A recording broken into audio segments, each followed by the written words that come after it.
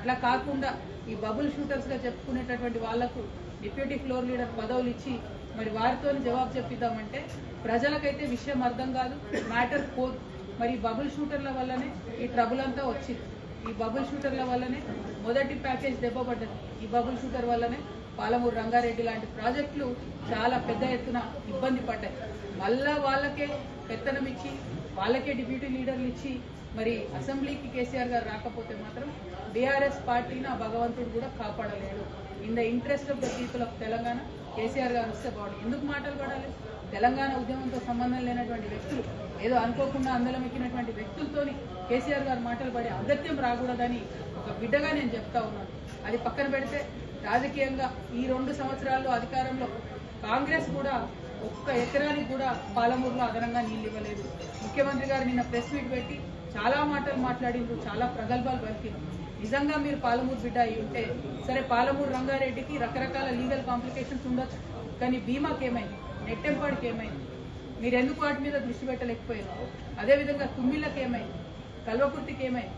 ఇవాళ మొత్తం full water వస్తూ ఉన్నాయా? కల్వకుర్తిలో 2 మోటార్లు రిపేర్ ఉంటే ఇంతవరకు ఎందుకు రేవంత్ రెడ్డి గారు ఒక్క అడుగు ముందుకేసి ₹1 దానికి ఇవ్వలేదు? బీమా హాఫ్ కెపాసిటీకి ఇలా సప్లై చేస్తూ ఉంటే ఎందుకోసం ముఖ్యమంత్రి గారు దాని మీద మాట్లాడలేదు?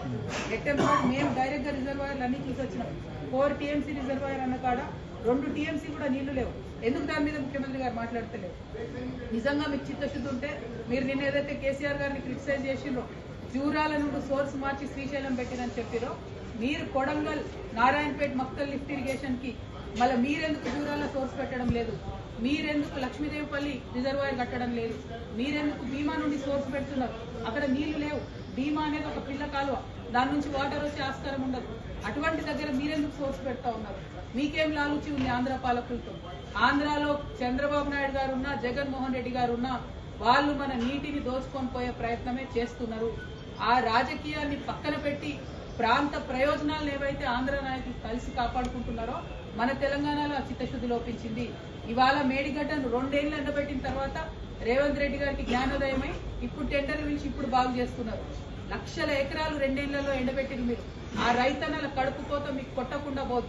అదేవిధంగా కృష్ణాలో కూడా 2 సంవత్సరాల ప్రాజెక్టు గురించి మాట్లాడకుండా మాలాంటి వాళ్ళందరం పోయి అక్కడ చూసి వచ్చిన తర్వాత ఇప్పుడు పెద్ద ఎత్తున మాట్లాడుతూ క్రిటిసైజ్ చేస్తున్నారు.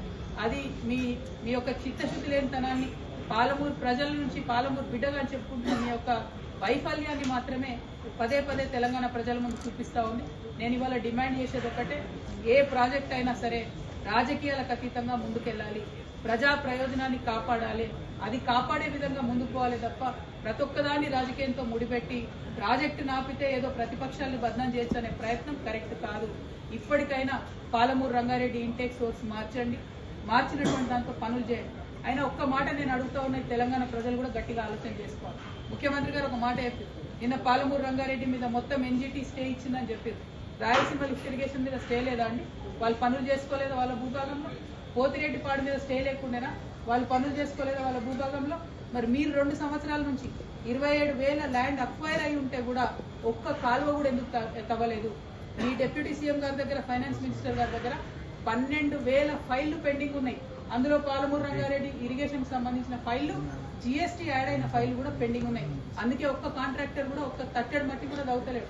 మీ వైఫల్యాన్ని కప్పిపుచ్చుకోవడానికి మీరు కేసీఆర్ గారినో ప్రతిపక్షాలను తిడతామంటే ఇవాళ ఎడ్డి గుడ్డి తెలంగాణ కాదు, ప్రతి ఒక్కటి తెలిసిన తెలంగాణ. ప్రజలందరికీ వాస్తవాలు తెలుసు, తెలిసేటట్టుగా చెప్పడానికి తెలంగాణ జాగృతి బయలుదేరింది, జనం బాట పట్టింది. అందుకే ఇవాళ మీరందరూ కూడా అసెంబ్లీ పెట్టారు. ఎవరి కోసం పెట్టింది అసెంబ్లీ? మీరు పెట్టి మీరు బీఆర్ఎస్ తిట్టా, బీఆర్ఎస్ మిమ్మల్ని తిట్టా, ప్రజా సమస్యలు మాట్లాడకండి, అసెంబ్లీలో టైంపాస్ చేయండి, రీల్స్ చేసుకోండి, బయటికి వెళ్ళండి. ఇది కరెక్ట్ పద్ధతి కాదు.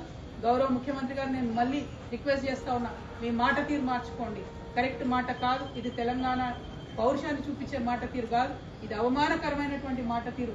దేశంలో ఉన్నటువంటి టెర్రరిస్టులతో మీరు మీ ప్రతిపక్ష నాయకుల్ని పోలుస్తా ఉన్నారంటే మీరు చేసేది కూడా దేశద్రోహమే అన్న విషయాన్ని నేను ముఖ్యమంత్రి గారికి మరొకసారి తెలియజేస్తూ, మరి చైర్మన్ గారు నాకు ఏదైతే అవకాశం ఇస్తున్నారో 5వ తారీఖు నాడు దాన్ని సద్వినియోగం చేసుకొని నేను రాజీనామా చేయడానికి గల కారణాలను తెలంగాణ బిడ్డలందరికీ కూడా ఎక్స్ప్లెయిన్ చేస్తానని చెప్పి తెలియజేస్తూ సెలవు. జై తెలంగాణ.